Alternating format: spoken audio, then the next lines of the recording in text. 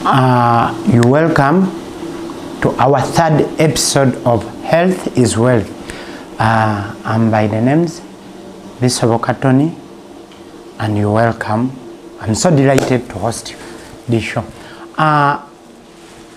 For today, as I remember previously, we talked about the reproductive problem, majorly infertility. But under infertility, one of the major causes is failure to bring mature eggs. As in that condition, we have what we call a polycystic ovarian syndrome. But before we go into that, I wanted us to look into the reproductive system of how it comes into all the signs and symptoms that you can identify and know that I'm in my ovulation period. One thing that we've understood into the reproductive system, that we have what we call a menstruation cycle, which starts majorly within a girls of 10 to 15 years, and it ends with ladies of about 45 to 50 years. So, majorly the menstruation cycle means that you're ovulating, or it is a process by which an egg or an ovum is matures and being released from the ovary, from the main egg to the fallopian tube for fertilization. And then after fertilization, it's being brought into the uterus for as a pregnancy or as a child is being developed. But into that system of a menstruation cycle, we have what we call an ovulation. So in this third episode of Health is Wealth, we're going to talk about ovulation. What is ovulation? Ovulation is when a mature egg is released from the ovary to the fallopian tube. A mature egg, that means that this is an egg or a female egg that is ready to be fertilized, is released from the ovary to the fallopian tube. And in the fallopian tube, that egg, it takes it 12 to 24 hours to be fertilized. If it is not fertilized, it will be brought and then it will be shaded out as a menstruation blood, or as a cycle as you see it in the menstruation system. So, as you've understood that ovulation is the release of a mature egg to the fallopian tube for fertilization or to be fertilized, what are the signs of ovulation? And before we go to the signs, when does ovulation occur? Ovulation normally occurs 10 to 14 days after your menstruation cycle.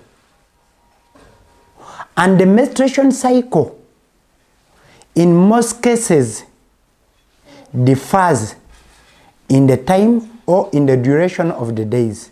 Some people have a menstruation cycles of 20 to 21 days. Others have a cycle of 26 to 28 days. Others have a menstruation cycle of 30 to 32 days. And those who have the longest cycle have a cycle of 40 days. But those cycles, mostly, the ovulation change with the days of the menstruation cycle. So a person of 20 to 21 days, the ovulation periods also differs. And a person of 28 days, also the ovulation differs. So that means the time intervals will differ. You might find that a person of 20 days, 20 to 21 days cycle might have 2 menstruation periods in a month. But a person of 40 days might end up even missing a cycle or a period in a certain month. So that one should be put into a mind. But a normal menstruation cycle in most cases should be between 28 to 30 days in between there. That at least you should have a menstruation period once in a month. That is a normal, according to the research done. So let's go back to our ovulation topic. Ovulation, as I told you, that it is a release of a mature eggs to a fallopian. You can know how. We have different signs and symptoms that you can normally feel into your body as a lady. What are the signs? The first signs is a change in a body temperature, what we call the incubation temperature majorly. If that egg is being released from the ovary to the fallopian tube, mostly ladies, their body temperature tend to change. They feel somehow different. The body tends to get another body warmth. Like when you tend to hug that lady, she tends to have a different body warmth on that day. It's between the 10th to the 14th day after your previous menstruation period. So one is a change in body temperature. Two, we have what we call increased sex libido or desires. When that egg is being released to the fallopian tube, you find that most ladies tend to feel that they have the sex urge or a desire to have sex. They tend to feel like they need a man to be with. Reason being, it is naturally that the egg has been released and it needs to be fertilized. So the hormones tend to demand or to bring in a condition that requires a man's sperms to come into that mature eggs to be fertilized. Three, there is what we call a discharge that normally comes in with ladies. They tend to have that discharge to make it a slippery path. It is called ovum discharge. What it tends to be sticky, slippery, and whitish. In most cases, some few ladies tend to develop when it is like a bit milky, but it's one of the symptoms, and I've told you that it normally occurs in between the 10th and the 14th day after the previous or the last menstruation period. And in that, also another symptom is you find that the lady's behaviors tends to change. Either she will laugh a lot, she will be stubborn, and the body will be so active in those days because it's an active days of having sex for fertilization of the egg. So in those days, those are the four symptoms majorly whereby you can know change in body temperature, urge for sex, that discharge, and that stubbornness, or the change in the behaviors. So if you have those four in that period of ovulation, you just know in your menstruation cycle, you just know that it is the ovulation period that is happening. The egg is being released from the ovary to the fallopian tube. And those are the things. And also, you can have some little pain. Some people tend to have that little pain in the lower regions, in the waist, in between, like where the pelvic normally starts from, in between there. So that's mean that the egg is being released. But to some people, They don't feel. It's, some people tend to call it cramps, sort of, but it is a bit with a lesser pain. And with the ovulation thing is when we detect what we call safe days. The safe days are being detected with the ovulation, when a woman can get pregnant and when a woman cannot get pregnant. As I've explained to you, that it is between the 10th and the 14th day.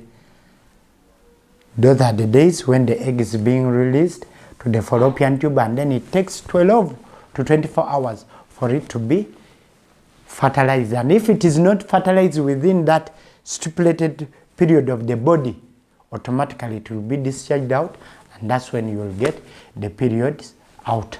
And for the safe days, as you know, either, to me as me, the safe days, you can recommend them either before 4 to 6 days after, and 4 to 6 days before sex, but it is not majorly recommended because of the different systems of the, or the different time intervals, or the different days of the menstruation cycle.